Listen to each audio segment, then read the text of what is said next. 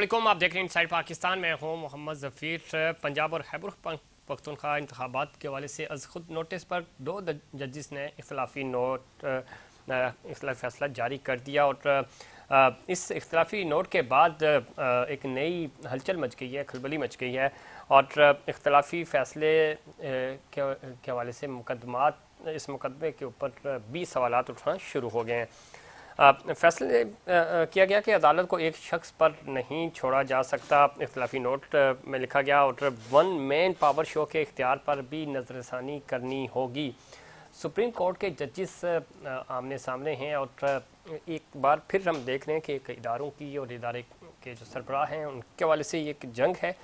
और इसमें पिछले कई दिनों से हम देख रहे हैं कि तमाम ही इदारे कंट्रोवर्शियल होते जा रहे हैं और कन्फ्यूजन है, डिवाइड है और अब अदलिया में भी वाज़े ये तफरीक हमें नज़र आ रही है। इसकी क्या वजह है, इस पर भी बात करेंगे। और ख़ास तौर पे इमरान खान साहब ने जो जलसा किया, बड़ा ज़बरदस्त अच्छा क्राउड था और उन्होंने 10 नुकाती एजेंडा अपना पेश किया, फार्मूला दिया कि किस तरह अगर उनको इक़्तिदार मिलता है तो वो इस दलदल से बाहर निकलेंगे और निकालेंगे इस मुल्क को।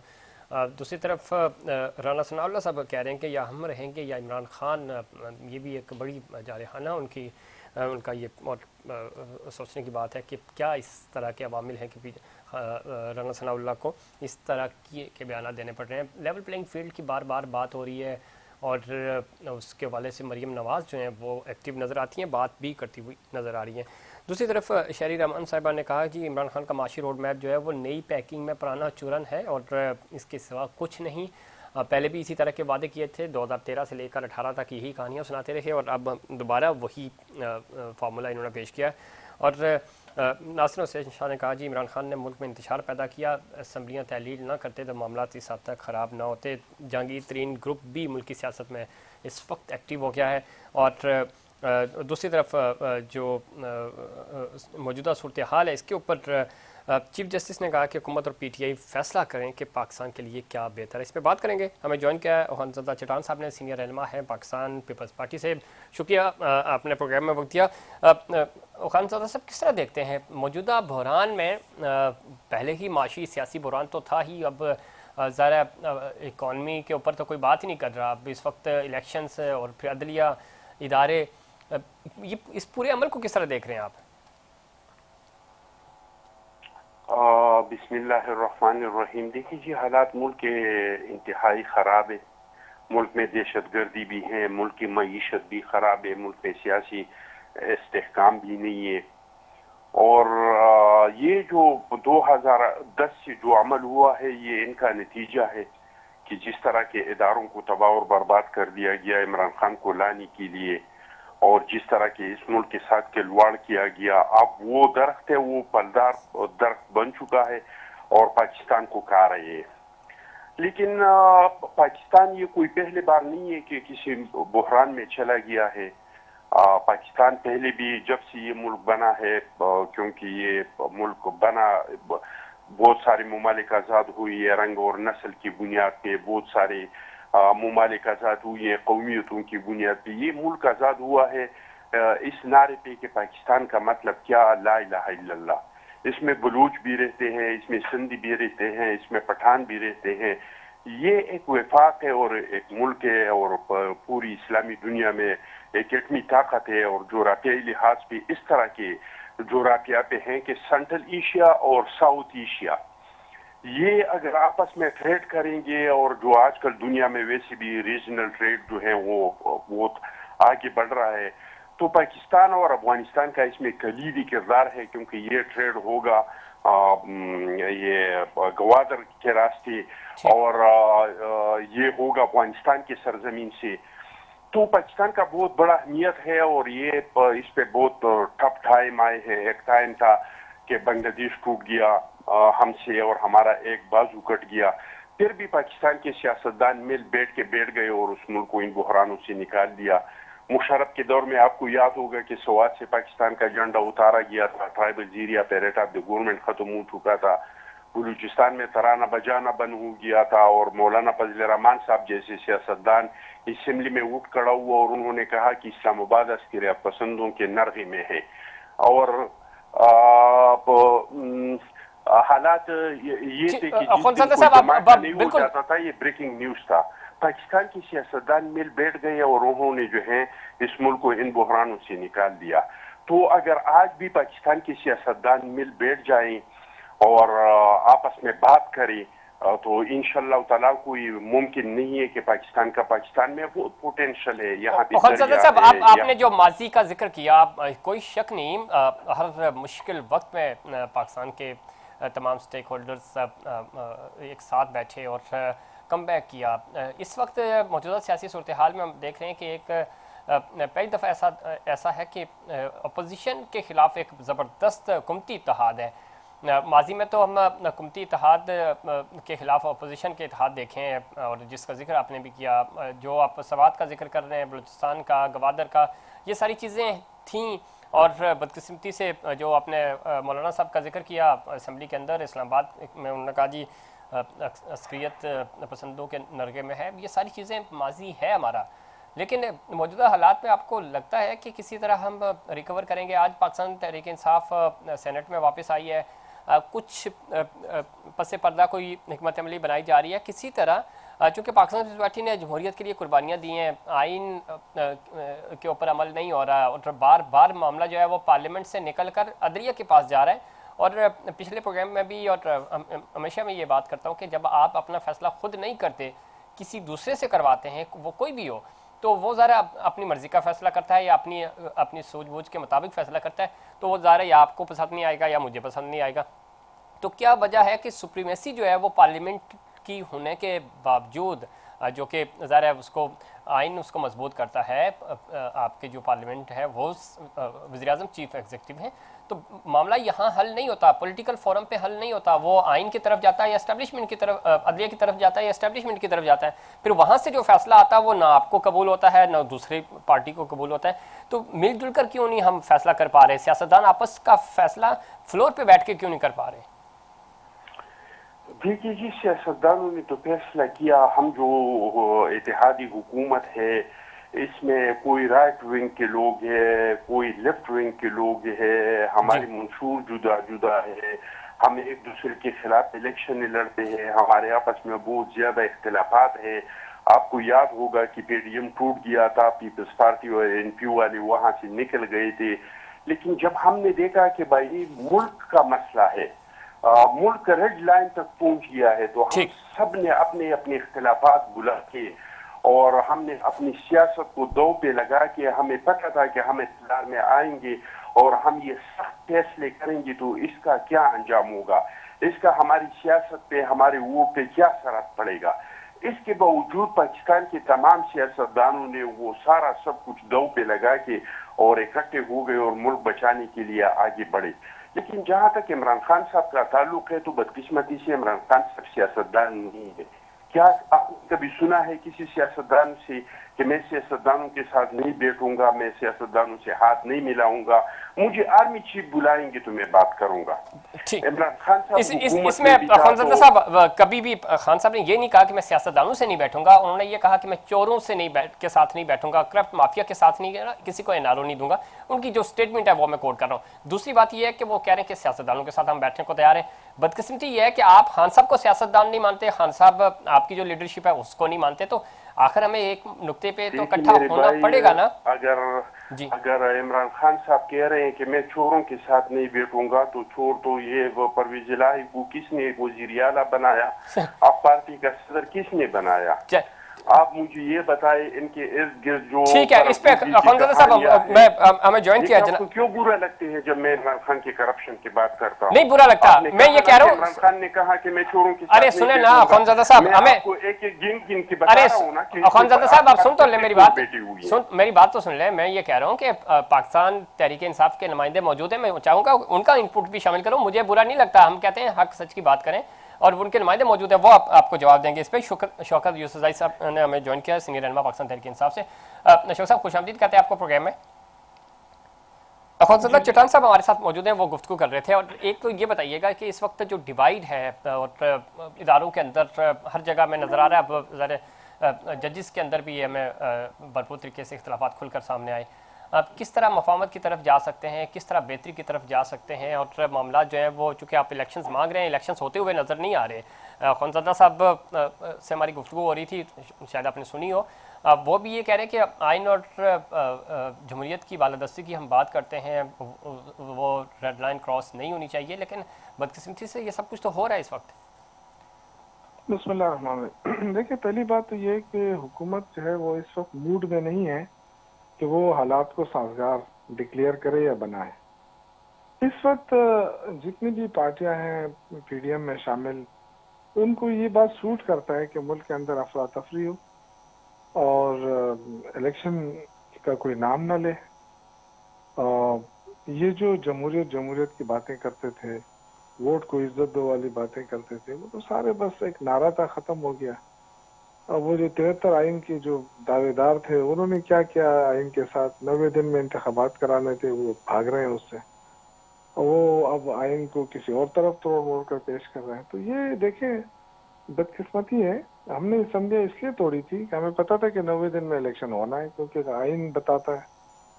तो ये एक तो आइन से इनराफ मुसलसल किया जा रहा है। दूसरा, पहली दफा आपने देखा होगा कि सियासी वर्करों के ऊपर इतना जुल्म, जबर, तशद्दुद, और एक वजीर दाखिला टीवी पे इंटरव्यू देता है कि या वो रहेंगे या हम रहेंगे।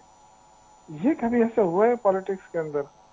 और बदकिस्मती से यही लोग जो है ना आपस में बैठे हुए हैं, यही एक दूसरे को चोर चोर कहते थे। ठीक, तो इस पे अब देखें, पहले ये कहते थे कि इमरान खान जो है वो बात नहीं करता। जी, जब इमरान खान ने कहा कि मैं मुल्क के मफाद के लिए बात करने के लिए तैयार हूँ, तो कहते जी इमरान खान से बात नहीं करना चाहते। तो कहने का मकसद ये है कि इनके अपने मफादात हैं और उस मफादात के तहत ये चल रहे हैं। इस वक्त ये इलेक्शन में जाएंगे तो ये जीरो हो जाएंगे। इनको आईना साफ नजर आ रहा है, इनको शिकस्त नजर आ रही है। दावे तो ये बड़े बड़े करते हैं ठीक, कि जी इमरान खान को सियासत नहीं आती है, इमरान खान सियासतदान नहीं है। भाई, इमरान खान है या नहीं है? चलो आप सियासतदान हो ना, इलेक्शन कराओ ना, फैसला तो आवाम ने करना है। बिल्कुल ऐसे ही। तो जी, आपको आवाज आ रही है? जी जी जी, मैं सुन रहा हूँ आपका। शौकत यूसुफ साहब, एक चीज़ बड़ी इंपॉर्टेंट आपने कहा, डायलॉग की तरफ खान साहब के स्टेटमेंट्स मौजूद हैं। शुरू में उन्होंने कहा कि ज़रा मैं इन लोगों के साथ बैठने को तैयार नहीं हूँ। बाद में उन्होंने कहा कि वसी तर मफाद में आए, डायलॉग की तरफ आगे बढ़े, मुल्क में इलेक्शंस होने चाहिए। कोई पस्से पर्दा कोई बातचीत हो रही है, हुकूमत चूँकि अपर हैंड होता है, हुकूमत की तरफ से कोई अप्रोच, कोई पॉजिटिव, कोई संजीदगी से लिया जा रहा है मामले को? जी, इतना लिया जा रहा है ना कि वज़ीर दाखिला ने कहा है कि वो या इमरान खान रहेंगे या फिर हम रहेंगे। तो इस रवैये के साथ तो आगे नहीं बढ़ते हैं मामला। ये तो एक खुली थ्रेट है। और देखें, इमरान खान एक पॉलिटिकल लीडर है और सबसे पॉपुलर लीडर है। कोई माने या ना माने, उसके माने ना माने से फर्क नहीं पड़ता है, लेकिन इस वक्त मुल्क का सबसे पॉपुलर लीडर इमरान खान है, पाकिस्तान के अंदर भी, पाकिस्तान के बाहर भी। और उसके साथ क्या सलूक हो रहा है कि उस पर हर सुबह एक मुकदमा नया दर्ज होता है, और वो भी दहशतगर्दी का। पहले दहशतगर्दी का मुकदमा किसी पे दर्ज होता था तो उसकी एक वैल्यू होती थी, उसके पीछे बैकग्राउंड होता था। जी, अब तो मजाक बन गया है ये दफा। तो मतलब ये कि अपने पॉलिटिकल अपोनेंट को इतना गुस्सा इनको चढ़ रहा है, इतने तकलीफ इनको हो रही है कि आप देखें कि कल का जो जलसा किया है लाहौर में, पूरे कंटेनर लगा के सारे रास्ते ब्लॉक कर दिए और पानी छोड़ दिया। और उसके बावजूद आपने देखा कि समंदर ही समंदर था लोगों का। तो ये अब इनको तो आगे नजर आ गया है। पीपल्स पार्टी पहले से ही सिंध तक महदूद हो गई थी, अब जा जाके वो रूरल एरिया तक महदूद हो गई है। जो पंजाब के अंदर मुस्लिम नून का वो था, वो भी खत्म हो गया। केपी में पहले से ही वो खत्म है। ठीक, लेकिन लेवल प्लेइंग फील्ड की बातें हो रही हैं शौकत यूसुफ साहब, चूंकि नॉन ये चाह रही है कि मरीम नवाज बार बार ये बात कर रही हैं। आप लाइन पर रहिएगा, मैं ज़रा खुनज़ादा साहब का पॉइंट ऑफ व्यू भी शामिल करूँ। खुनज़ादा साहब, गुफ्तगू आप सुन रहे थे। इंपॉर्टेंट बात यह है कि डायलॉग कैसे आगे बढ़ेंगे। आपने खुद फरमाया कि खान साहब ज़रा सियासतदान नहीं है, आप नहीं मानते उनको। इसी तरह राना सनाउल्लाह साहब का जो बयान कल आया, और मरीम बीबी जिस तरह की बात कर रही हैं, तो हुकूमत वाले जो होते हैं वो तो हमेशा अपर हैंड होते हैं, तो वो कोशिश करते हैं कि मामला अफवाम व तफहीम से हल किए जाएं। आज खान साहब की पेशी थी, जिस तरह आप लोगों को पकड़ पकड़ कर जेलों में डाला जा रहा है, मुकदमात बनाए जा रहे हैं, तो ये जमहूरी रवैया तो नहीं है। आपने हमेशा जमहूरियत की बात की, जमहूरियत के लिए कुर्बानियाँ भी दी, तो इस तरह तो नहीं होता कि सियासी कारकुनान को आप इतनी बेदर्दी से मारें। और कोई मुकदमा हो, जिस तरह अभी बता रहे थे शौकत यूसुफ साहब, कोई ठीक है किसी ने कोई विक्टिम है तो उसको बिल्कुल आप अरेस्ट करें, लेकिन कोई बिला वजह आप जो हाथ में लगता है उसको पकड़ के आप कैदियों की वैन में डाल देते हैं। कौन ज़्यादा साहब? देखिए जी, मैं तो नहीं समझता हूँ, ये तो निगरान हुकूमत उसको पकड़ रहे हैं, लेकिन मैं नहीं समझता हूँ कि उसको हम खा के पकड़ के और गाड़ियों में डाल रहे हैं। आपने चंद दिन पहले देखा नहीं था कि पेट्रोल बम पुलिस पे फेंके गए थे? आपने देखा नहीं था कि पुलिस के सर फाड़े गए थे? आपने देखा नहीं था कि अदालतों के दरवाजों को तो तोड़ा गया था, गुलेल चलाए गए थे, डंडे निकाले गए थे?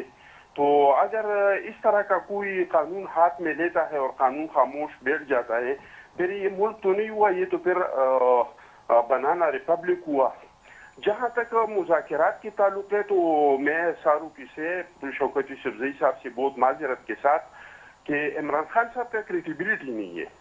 अपोजिशन ने तो हर वक्त कोशिश किया है, आपको याद होगा कि ये इक़्तिदार में था और हम अपोजिशन में थे, ऐसे टाइम PB चेयरमैन बिलावल ने, आसफ अली जरदारी साहब ने और अपोजिशन लीडर शहबाज शरीफ साहब ने उसको दावत दिया कि आइंदा जो मसला होगा इस मुल्क का, वो मसला होगा मईशत का। तो हम आपके साथ मईशत पे एक मिसाक करने को तैयार है, हम आपके साथ मईशत पे एक एग्रीमेंट करने को तैयार है, लेकिन ये तैयार नहीं था। कश्मीर पे बैठने पे तैयार नहीं था, कुवैत पे बैठने पे तैयार नहीं था। और इक़्तिदार से जाने के बाद भी बार बार इनके बयानात आपने भी सुने होंगे, हमने भी सुने हैं कि बार बार इन्होंने कहा है कि मैं सियासतदानों के साथ बैठने को तैयार नहीं हूँ, आर्मी चीफ फोन करे तो मैं जाके आर्मी चीफ के साथ बैठने को तैयार हूँ। दूसरा ये है कि इमरान खान साहब आज एक बयान देते हैं, कल दूसरा बयान देते हैं, तीसरा बयान देते हैं। कभी साई पर लहराया कि अमेरिका ने मुझे निकाल दिया, अब अमेरिका की जिस तरह की तरले मिन्नतें कर रही है वो भी आपके सामने है। कभी बाजवा तो ख्वाजा साहब, ये बातें तो है सामने है, लेकिन हल क्या है आपकी नज़र में? अब फिर इस मसले का हल भी तो निकलना चाहिए ना, कि किसी तरह देखें, आइन कहता है इलेक्शंस करवाएं अगर कोई असेंबली तहलील हो जाती है। वैसे ही अब ज़रा अक्टूबर में तो जनरल इलेक्शंस बनते हैं, असेंबली अपनी मदद पूरी कर लेंगी, हमें तो इलेक्शंस होते हुए भी नज़र नहीं आ रहे। आप तो आइन की बालादस्ती, जमहूरियत की बालादस्ती की जंग हमेशा लड़ी है, तो आप सपोर्ट करेंगे इस चीज़ को कि हाँ वक्त पे इलेक्शंस होने चाहिए? देखिए, मैं आपको एक बात बताऊं, वक्त पे तो इलेक्शन बिल्कुल होनी चाहिए, लेकिन मौजूदा हालात में अगर इलेक्शन हो जाते हैं और 4-5 मसाइल ऐसे हैं कि इसका आप पहले से हल नहीं निकालते हैं, तो खुदा न ख्वास्ता ये मुल्क इस तरह के बुहरान में चला जाएगा कि फिर उसको निकालना किसी के बस के बात नहीं होगी। ठीक है अखंदर साहब, एक पॉइंट और, फिर चूंकि मुझे ब्रेक पे भी जाना, एक पॉइंट और में आपने कहा कि जरा बुहरान है, तो इस बुहरान में अगर इलेक्शन लेट हो जाते हैं, देर हो जाती है, कोई इसमें जरा मुल्की मफाद की खातिर आगे पीछे हो सकते हैं, लेकिन जिस का जिक्र आपने थोड़ी देर पहले किया था, सवात में उस वक्त झंडा नहीं लहरा सकते थे आप, नारे नहीं लगा सकते थे। 2013 के जो इलेक्शन थे ना, पाकिस्तान की तारीख में सबसे मुश्किल इलेक्शन थे, और खास तौर पे आपके लिए, क्योंकि पाकिस्तान पीपल्स पार्टी को, ANP को, दूसरी जमातों को बिल्कुल इलेक्शन कैंपेन नहीं करने दी जा रही थी, लेकिन इलेक्शंस हुए, आपके दफातर उड़ाए जा रहे थे, आपकी लीडरशिप को निशाना बनाया जा रहा था, लेकिन इलेक्शंस हुए उस वक्त हालात आज से ज़्यादा खतरनाक थे। 2008 में, यानी जो अब 2007 में मोहतरमा शहीद होती हैं, उसके बाद सुने, उसके बाद 3 महीने के बाद इलेक्शंस हो गए। नहीं कर रहा हूँ जी, ये भी एक मसला है, लेकिन मैं इसका जिक्र ही नहीं कर रहा हूँ। मैं आपको एक आईनी और कानूनी मसले की तरफ कह रहा हूँ। वो ये है कि हमारे आईन में साफ अल्फाज में लिखा है कि जब भी इलेक्शन होगा वो निगरान हुकूमत के निगरानी में होगा। मुझे आप ये बताएं कि अभी सुबह इलेक्शन हो जाते हैं और हुकूमत मुंतखब हो जाते हैं और अक्टूबर में जो कौमी असेंबली का इलेक्शन होगा, क्या इस टाइम पे आप इन हुकूमतों को मुअत्तल करेंगे, इसके ऊपर निगरान हुकूमतें बनाएंगे? इसका कोई हल निकलना चाहिए, बिल्कुल निकलना चाहिए, हम तो यही कह रहे हैं ना। एक सेकंड की मुझे प्लीज मुझे बात मुकम्मल करने दी। दूसरा मसला है सेंसस का। 2017 के जो सेंसस है वो पुख्तूनों ने मुस्तरद किए हैं, वो सिंधियों ने मुस्तरद किए हैं, वो बलूचों ने मुस्तरद किए हैं। इमरान खान, और ये सियासी मसला नहीं है, ये कौमी मसला है। ठीक है। और इमरान खान साहब ने वादा किया था कि आइंदा जो इलेक्शन होंगे वो नए सेंसस के जरिए होंगे। अभी अगर आप 2 असेंबलियों के इलेक्शन करेंगे पुराने सेंसस से और 2 असेंबलियों के 2023 के सेंसस से आप इलेक्शन करेंगे, वो 2 सूबों के कौमी असेंबली की सीटें बढ़ेंगे, उनकी सूबाई सीटें बढ़ेंगे, इनकी मखसूस नशिस्तें बढ़ेंगी। क्या ये दूसरे सूबों के साथ हक तलफी नहीं होगा? क्या ये लोगों को काबिल कबूल होगा? तीसरा जो आखिरी मसला है वो इमरान खान साहब खुद है। इनका इलेक्शन कमीशन पे एतराजात है, वो पंजाब हुकूमत को पीडीएम का हुकूमत कह रहे हैं, वो केपीके की हुकूमत का पीडीएम का हुकूमत कह रहे हैं। अगर ऐसे हालात में इलेक्शन हो जाते हैं और ये बुरी तरह उसको शिकस्त हो जाता है, जिस तरह के कराची में इसके 24 एमपीएस थे और 14 एमएनएस थे, और इसके बावजूद उसको शिकस्त हुआ, अगर इस तरह शिकस्त उसको हो जाते हैं, इसकी क्या गारंटी है कि इमरान खान साहब उसकी तस्लीम करेंगे और इसका कोई रिजल्ट निकलेगा। अगर इमरान खान साहब इलेक्शन चाहते हैं तो संजीदगी के साथ आके और वो सियासतदानों के साथ बैठ जाए और एक कोड कंडक्ट इलेक्शन के लिए बनाए और काम करे इसके लिए, और फिर इसके बाद इलेक्शन में जाए। चले ठीक है। और जिस तरीके से ये इलेक्शन चाहते हैं, मुल्क मजीद बुहरान में चला चले। खानजादा साहब आपका पॉइंट आ गया। शौकत यूसुफ साहब, गुफ्तगू आप सुन रहे थे, संजीदगी और कैसे होगी? खान साहब के लोगों को पकड़ पकड़ के डाला जा रहा है, कैंपेन चलाने नहीं दी जा रही। एक तरफ हुकूमत जो है वो दावे करती है कि हम, जिस तरह खानजादा साहब भी फरमा रहे थे, अच्छी बात है संजीदगी से ये मामला आगे चलने। एक दिन कमेटी बनती है जो सिर्फ, अगर हम पंजाब की भी बात करें तो कि कारकुनान को नहीं पकड़ा जाएगा और कारकुनान जो है वो कानून को हाथ में नहीं लेंगे। अगले दिन मार कुटाई होती है। एपीसी की बार बार मिसालें दी जा रही हैं और एपेक्स कमेटी जो पेशावर में पुलिस लाइन में धमाका हुआ था, एक तरफ दावत दी जाती है पाकिस्तान तहरीक इंसाफ को मुज़ाकरात के लिए और रात को कारकुनान को गिरफ्तार किया जाता है, लीडरशिप को। तो इस सारे माहौल में कैसे हम आगे बढ़ेंगे? बढ़ना तो है, अल्टीमेटली बड़ी दो अजीम जंगें हुई, वो भी आकर मामला मुज़ाकरात के जरिए ही हल हुए, तो कैसे आगे बढ़ेंगे शौकत यूसुफ साहब? देखिए, पहली बात तो ये कि ये तस्लीम कर लें कि इमरान खान इस मुल्क का पॉपुलर लीडर है, ये बात तस्लीम कर लें। अब पता ये है कि ये समझते थे पहले, तो ये कहते थे इमरान खान जो है वो एस्टेब्लिशमेंट लेकर आई है और अवामी ताकत इमरान खान के साथ नहीं है और इक़्तिदार में वो लेकर आए हैं। फिर इन्होंने देख लिया, अब ये खुद कह रहे हैं कि एस्टेब्लिशमेंट इमरान खान के साथ नहीं है। जब नहीं है तो फिर इलेक्शन से फरार क्यों इख्तियार कर रहे हैं? अब ये बहाना बनाना कि जी क्योंकि मुल्क के हालात ठीक नहीं है और जब तक ये ठीक नहीं होते हम मुसल्लत रहेंगे। भाई, आप लोग इस काबिल ही नहीं है कि आप इस मुल्क को ठीक कर सके। आप तो पहले ही 25 साल मिल के गुजार चुके हैं, बारियां ले चुके हैं।